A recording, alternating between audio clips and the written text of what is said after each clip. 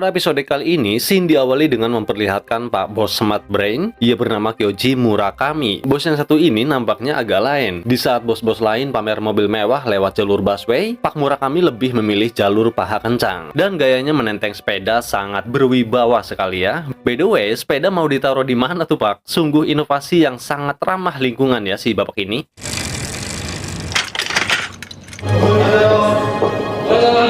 Beralih ke kos-kosan Orphenok yang paling melankolis se-Jepang. Di sudut kiri ada Kaido yang lagi mode tinker, tapi lebih mirip orang yang lagi sariawan. Sebelah kanan ada Kiba yang sibuk nontonin iklan Smart Brain, mungkin lagi cek harga saham atau nyari promo cicilan sabuk. Sementara Yuka membawa piring penuh sandwich yang estetikanya ngalahin kafe-kafe konvensional pada umumnya. Bejir.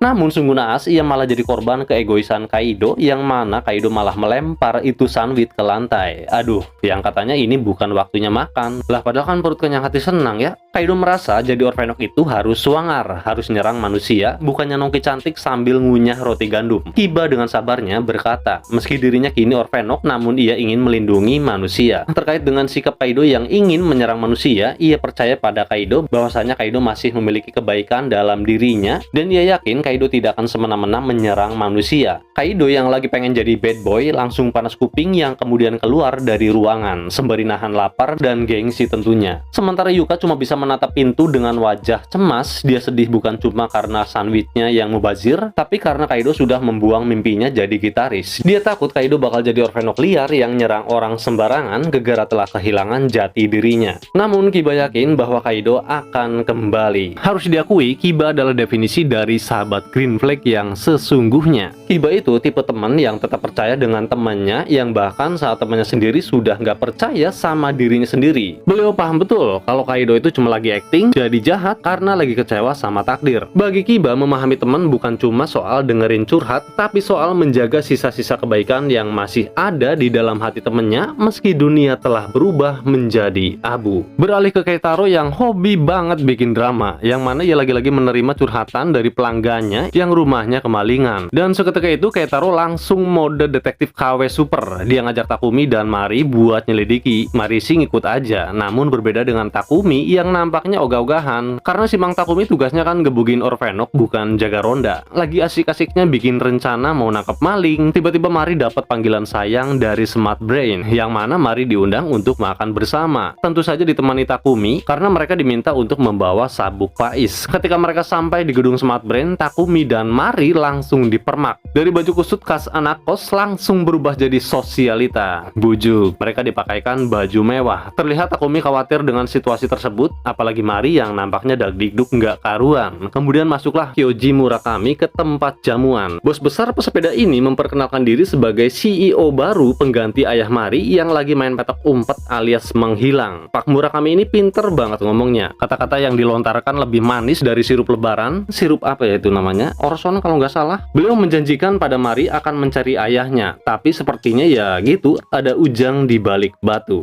Murakami kemudian melancarkan jurus marketingnya. Ia mengatakan Faiz Gear itu barang milik Smart Brain dan minta dibalikin dengan alasan agar bisa melindungi lebih banyak orang. Jadi nggak hanya Mari doang yang ketika itu ayahnya mengirimkannya Faiz Gear untuk melindunginya. Meski Takumi ngerasa ada yang nggak beres, namun rayuan maut si Pak Bos yang berkedok demi kebaikan umat ini membuat Mari akhirnya luluh dan merelakan sabuknya. Waduh, sabuk sakti kok dikasih gitu aja, Ri? Mungkin saking pengennya ketemu ayahnya, dia sampai percaya omongan manis CEO yang kantornya saja penuh misteri. Tapi ya begitulah, kumaha deui, karena orang-orang seperti Mari, saya dan kalian mungkin punya hati yang terlalu lembut buat dunia yang penuh tipu daya korporat. Begitu Mari dan Takumi hendak keluar gedung, seketika itu topeng baik hati si Pak Bos langsung luntur. Kelihatan banget sabuk tersebut bukan mau dipakai buat melindungi umat manusia kayak janjinya tadi, melainkan untuk menghabisi beberapa Orphenok yang melenceng dari jalannya. Kemudian salah satu anak buahnya datang sembari bisik-bisik mode cepu. Ia melaporkan bahwa ada pergerakan demo masak alias beberapa karyawan garis keras sedang menyusun rencana buat melengsarkan Kyoji dari tahta CEO. Wah, ternyata drama internal kantor lebih panas dari rebutan sabuk ya. Karena usut punya usut, ternyata Kyoji ini jadi bos besar bukan lewat jalur prestasi, melainkan lewat jalur kontroversi. Mungkin beliau emang pinter nikung atau memang sengaja menghilangkan saingannya, termasuk ayah Mari. Mari. Pantesan naik sepeda, orang baru jadi bos belum gajian buat beli mobil. Intinya kursinya sekarang lagi digoyang habis-habisan. Singkat cerita, usai acara jamuan mewah yang berakhir dengan mengambil hikmah, Mari dan Takumi kini nongki tipis-tipis di kafe. Mari pun bercerita kalau dia anak yatim piatu yang selamat dari kebakaran rusun waktu kecil. Sampai akhirnya ia diadopsi oleh mantan bos Smart Brain, yaitu ayah angkatnya. Takumi yang biasanya cuek bebek pun mulai pasang muka khawatir dengan keberadaan ayah Mari. Secara kebetulan kedatangan Kiba di kafe tersebut membuat Takumi meminta Mari untuk pergi, karena baginya Kiba sosok orang yang sok bijak ketika bertemu dengannya pada saat mereka gagal mencuri ID card. Ketika melakukan pembayaran sebesar 1.200 yen, Takumi dengan gaya coolnya mau bayar,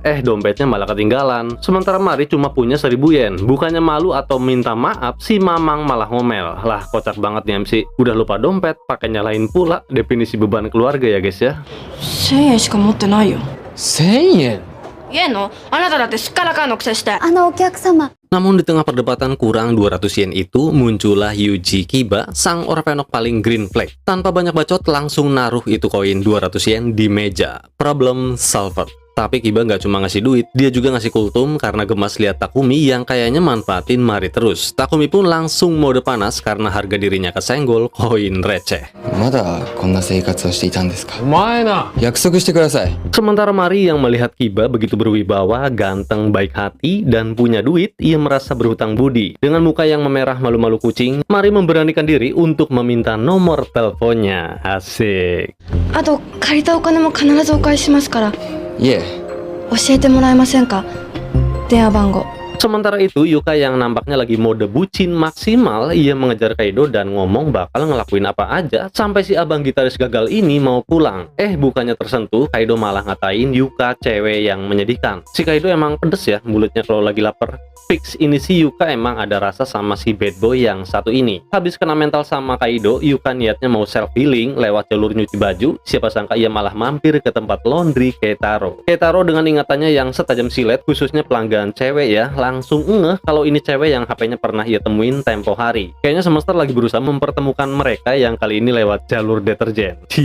Nah di sini nih momen gregetnya, yang mana Yuka saat ngisi daftar nama pelanggan bisa-bisanya cuma pakai nama belakang doang, yaitu Osada. Padahal kalau ditulis nama lengkap, mungkin Keitaro bakal sujud syukur tuh di depan mesin cuci karena akhirnya ketemu teman SMS misteriusnya. Dan yang nyebelinnya lagi, Keitaro malah sibuk jadi pelayan teladan sampai lupa ngenalin diri. Padahal kalau mereka saling mengetahui, urusan asmara mereka bakalan lebih lancar daripada putaran mesin pengering. あ、それから気をつけてくださいね。ありがとう。長田さんか。いいな。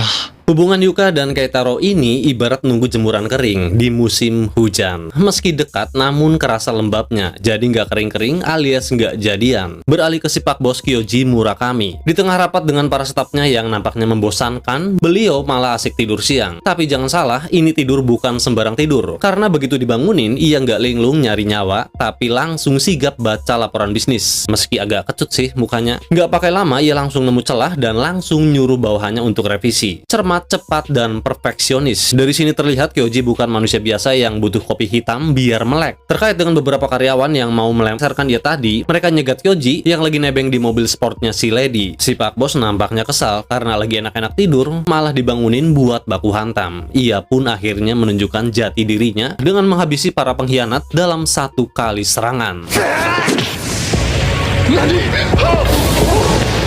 下の下以下ですね。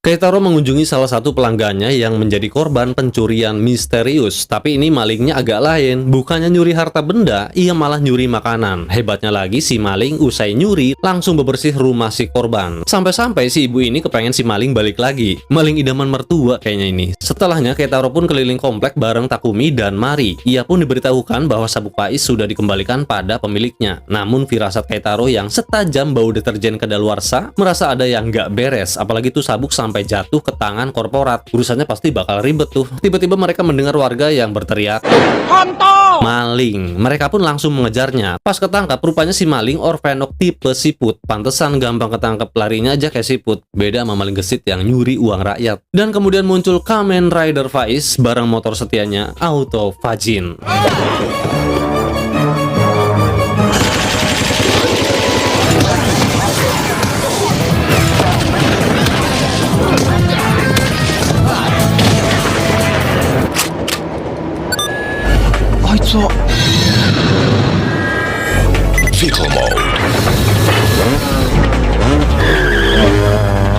Rupanya yang menjadi Faiz adalah si Kaido, sementara si Mang Siput, sebut saja si Mang Cecep, kabur dari pertarungan. Dan nampaknya ia memiliki sifat yang penakut dan kurang pede, yang mana ia tidak mampu memenuhi misi orphanoknya untuk menyerang manusia. Karena itulah ia diserang oleh Faiz untuk dieksekusi. Kemudian ia ditemui Lady, dan Lady mengancamnya bahwa setiap pengkhianat akan dieliminasi, yang katanya itu merupakan kebijakan dari si bos Murakami. Namun Lady masih berbesar hati, yang mana si Mang Cecep diberikan SP1 meski telah melanggar kebijakan perorfenokan. Karena semenjak ia menjadi orfenok, si Mamang tidak sekalipun nyerang manusia. Beralih ke Kaido yang akhirnya kembali pada Kiba dan Yuka. Alih-alih meminta maaf karena habis menghilang, ia malah pamer pekerjaan baru di Smart Brain sebagai eksekutor alias tukang bebersih orfenok yang gak guna, seperti si Mang Cecep yang tidak menyerang manusia maupun Kiba yang melindungi manusia. Singkat cerita, Kiba yang penasaran akhirnya kini ia berhasil ketemu langsung sama si Pak Bos Murakami. Si Pak Bos tentu mengetahui latar belakang Kiba karena bukan Smart Brain namanya jika tidak mengetahui identitas dari para orphanok, apalagi orphanok original seperti Kiba yang termasuk langka. Kiba tanpa basa-basi langsung gaspol nanya tujuan perusahaan tersebut. Bukannya langsung jawab, si Pak Bos malah jadi mode filosofer senja. Ia mengatakan manusia itu unik, pas lahir semuanya nangis. Nggak ada tuh bayi lahir langsung ketawa, namun berbeda jika manusia mau mati karena bisa memilih sambil menangis atau tertawa. Kiba mendengar motivasi si Pak Bos yang seolah ngomongin tutor mati yang estetik, dengan mantapnya menjawab, mau saya orphanok atau bukan, jiwa saya masih manusia. Dan seketika itu si bos mendadak sepet kayak abis minum cuka dan selalu mengatakan sampah terendah kepada setiap orang yang ia benci. Sementara itu Kaido dengan gaya so asiknya ngatain Kiba orang yang paling bodoh sedunia. Ketika mereka membicarakan tentang Kiba, Yuka yang dari tadi cuma nyimak langsung ngerasa ada yang aneh. Dia tahu kalau mulut Kaido gak sinkron dengan hatinya. Yuka merasa bahwa Kaido sebenarnya ingin percaya dengan manusia, terlebih hingga saat ini Kaido masih betah di base camp. Mendengar hal itu, bukannya jawab jujur, ia malah panik dan mutusin buat kabur. Dan pada akhirnya drama kucing-kucingan pun kembali terjadi. Kaido yang larinya udah kayak atlet yang dengar suara cicilan motor, membuat Yuka kehilangan jejak di tengah jalan. Pas lagi bengong sendirian gara-gara ditinggal si Raja Gengsi, Yuka malah disamperin sama 3 pemuda lokal yang sepertinya kurang asupan kasih sayang, yang kebanyakan nonton video burem. Kemudian mereka menawarkan Yuka untuk bermain bersama. Yuka pun merespon dengan senyum misteriusnya dan meminta mereka membawanya ke tempat sepi untuk bermain. Saya ucapkan selamat kepada 3 pemuda ini karena telah mendapatkan tiket VIP ke alam baka. Dan sesampainya ke tempat yang dituju, yaitu di sebuah stadion kosong yang sepinya udah kayak dompet narator di akhir bulan, para pemuda itu sontak lupa cara napas ketika melihat Yuka yang berubah menjadi Grand Orphanok. Dan permainan pun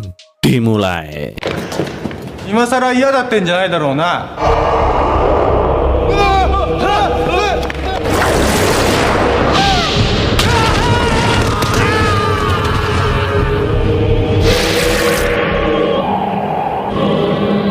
Semenjak Takumi tidak memiliki perlengkapan Faiz, ia nampak sedikit depresi, sering menyendiri, tatapannya kosong, dan sesekali senyum-senyum sendiri. Ya, beginilah penampakan Takumi semenjak aset berharganya disita. Bahkan teh panas pun langsung ia teguk yang biasanya aja ditiup sampai 10 menitan. Efeknya ya kaget sendiri jadinya. Pas dia kerja pun yang biasanya ngomel-ngomel, ini jadi mode kalem anteng banget. Tapi ya namanya juga lagi ngawang, sampai-sampai saking asiknya nyetrika, tuh kabel setrikaan belum dicolokin. Ini mah yang halus perasaannya doang, bajunya mah tetap kusut. Namun anehnya ketika Keitaro dan Mari ngomongin Takumi yang kayaknya rindu banget jadi Faiz, seketika itu si Mamang langsung gaspol. Melihat ledakan emosi si Mamang, Mari dan Keitaro pun langsung bungkam 1000 bahasa. Karena mereka sadar ngajak debat orang yang lagi krisis identitas itu cuma ujung-ujungnya bikin debat kusir. Tapi dasar Keitaro orang paling berhati malaikat sejepang, dia malah nyuruh Takumi berhenti kerja dulu. Mungkin dalam hati daripada tuh setrikaan terbang ke muka gue ya kan. Gak mau kalah, Mari pun juga menawarkan diri untuk bikin makanan yang enak buat Takumi. Takumi. Bukannya terharu diperhatiin, malah beliau angkat kaki yang kemudian pergi entah kemana. Mari yang sudah hafal ketantruman Takumi, dia pun tidak memperdulikannya. Ia kemudian mengingatkan Keitaro untuk segera mengirim pakaian yang sudah rapi kepada para pelanggan. Tiba-tiba Mari mendapat pesan gambar dari nomor yang gak disebutin namanya, dan nampaknya foto tersebut bukan foto biasa, tapi foto teman-teman Mari dari masa lalu yang punya sejarah panjang. Lantas apakah masa lalu Mari akan kembali? Karena biasanya kalau foto lama udah muncul, masalah yang lebih gede bakal menyusul. Beralih ke duo detektif yang sok sibuk nyelidikin TKP di gimnasium bekas amukan Yuka kemarin. Dan seperti biasa setelah muter-muter nggak jelas, kesimpulannya nggak ada hubungannya sama kasus tahun lalu. By the way, kasus tahun lalu yang mana ya? Dan heran ini polisi pada kemana sih? Duaan mulu nih orang. Kemudian mereka lanjut bahas insiden kereta bawah tanah yang katanya tim SAR nyerah karena 2 orang yang menghilang sulit untuk ditemukan. Lalu scene menunjukkan kedua orang tersebut yang ternyata masih hidup terjebak di bekas sekolahan bawah tanah dengan kedalaman 35 meter. Mereka pun mencoba ikhtiar untuk kembali mencari lagi jalan keluar. Guys, 35 meter di bawah tanah itu kalau teriak yang denger cuma cacing tanah sama admin slot. Paham kan? Usai mereka meninggalkan tempat tersebut, beberapa menit kemudian tiba-tiba muncul sosok misterius dengan outfit serba hitam yang kemudian nyorotin lukisan dinding yang mirip dengan pesan gambar pada ponsel Mari.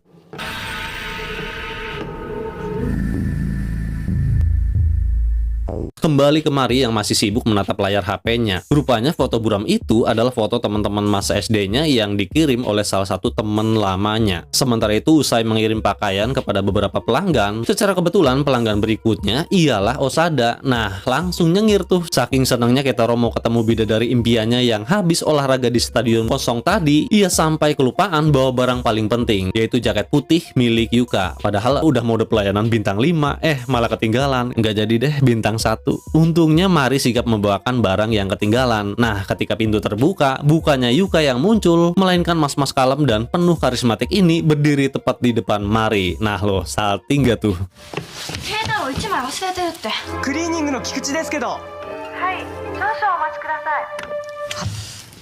君を Sementara itu, Takumi yang niatnya mau Sanmori tipis-tipis buat melupakan kenyataan pahit kalau sabuk andalannya raib, ia malah ketemu gitaris gagal dengan gaya sok kerennya nantang Takumi balapan. Takumi yang tantruman kepancing dah emosinya dan terjadilah aksi kebut-kebutan sembari si Kaido curhat bahwa ia punya hutang bonyok ke Takumi. Karena pas ia lagi asik-asiknya jadi orfenok, Takumi menghajarnya pakai sabuk Faiz. Namun Takumi cuma melongo di balik helmnya, gak connect apa yang dimaksud si Kaido. Mungkin saking seringnya gebukin orfenok, jadi ia lupa siapa aja korbannya. Ngerasa dicuekin, Kaido makin beringas sampai nyerempet motornya. Tepat saat tensi lagi tinggi-tingginya, tiba-tiba HP-nya berbunyi. Yang rupanya itu panggilan si bos untuk menghabisi target orfenok selanjutnya. Melihat kebobrokan Kaido sebagai Faiz, perasaan Takumi nampaknya kini jauh lebih baik, yang mana ia merasa bangga. Bukan senjata Faiz yang hebat, melainkan jokinya, yaitu gue. Jadi ia sadar kalaupun kehilangan sabuk Faiz, ia tetaplah Takumi yang hebat. Sementara Kaido mau dikasih sabuk sekeren apapun, tetap aja bakal jadi Kaido yang hobinya kena mentol.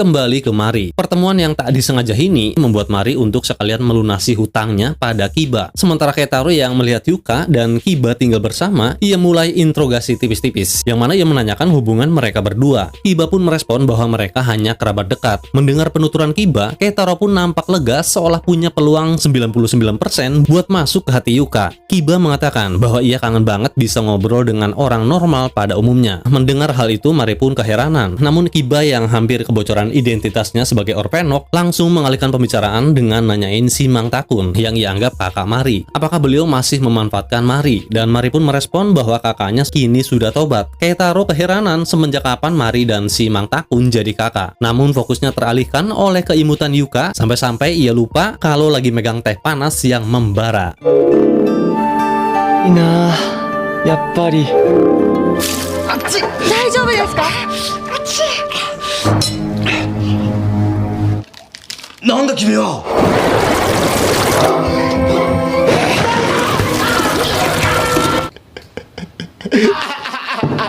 di lain tempat, si Mang Cecep nampaknya kini udah berani ngambil keputusan untuk ngebunuh orang atau bisa dibilang memperbanyak temen Orphenok. Itu pun jika orang tersebut cocok menjadi Orphenok. Namun kayaknya tiwas sih. Sementara itu saking karismatiknya si Mas Kiba ini, Maris sampai kena setun. Napasnya kayak tertahan, seolah-olah paru-paru lupa tuh cara kerja oksigen. Kemudian Kiba mendapat telepon dari Kaido yang tiba-tiba minta ketemuan. Yuka yang dengar itu langsung panik. Dia ingat kata-kata Kaido kalau sekarang dia udah jadi eksekutor Orphenok. Singkat cerita, setibanya Kiba di tempat ketemuan, rupanya si Kaido ngajak Baiwan. Karena Kiba adalah target Orphenok selanjutnya. Kata-kata gertakan yang dilontarkan Kaido tidak membuat Kiba ingin membalasnya. Dengan mata yang berkaca-kaca, ia mengatakan bahwa Kaido tidak akan bisa mengalahkannya. Namun jika Kaido berniat untuk membunuh, maka Kaido nggak bisa balik lagi jadi orang baik. Tatapannya seolah tidak sanggup menyembunyikan rasa pedih. Kiba menatap Kaido bukan sebagai musuh, tetapi sebagai sahabat yang hampir kehilangan jiwanya. Kiba tahu betul, sekali saja Kaido melangkah melampaui batas dengan hasrat membunuh yang nyata, maka sisi kemanusiaan yang selama ini ia jaga akan hancur menjadi monster yang sesungguhnya. Namun si Kaido nampaknya udah tutup kuping dan tanpa banyak bacot lagi, pertarungan kedua besti pun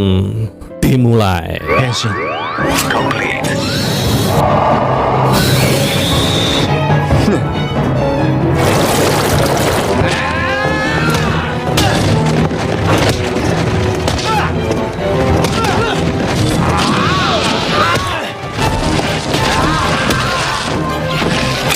Ready. Exceed charge.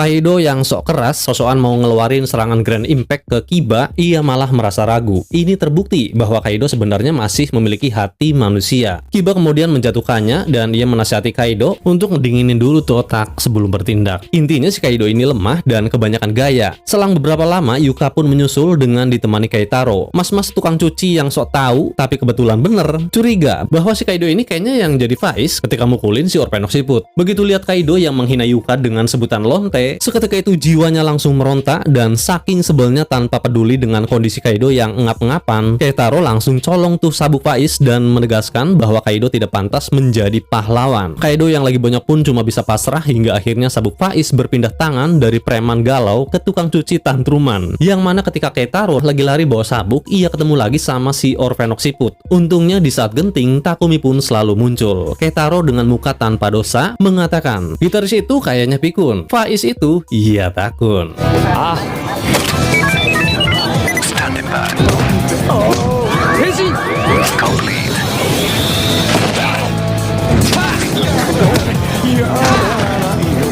Ready. Exceed charge.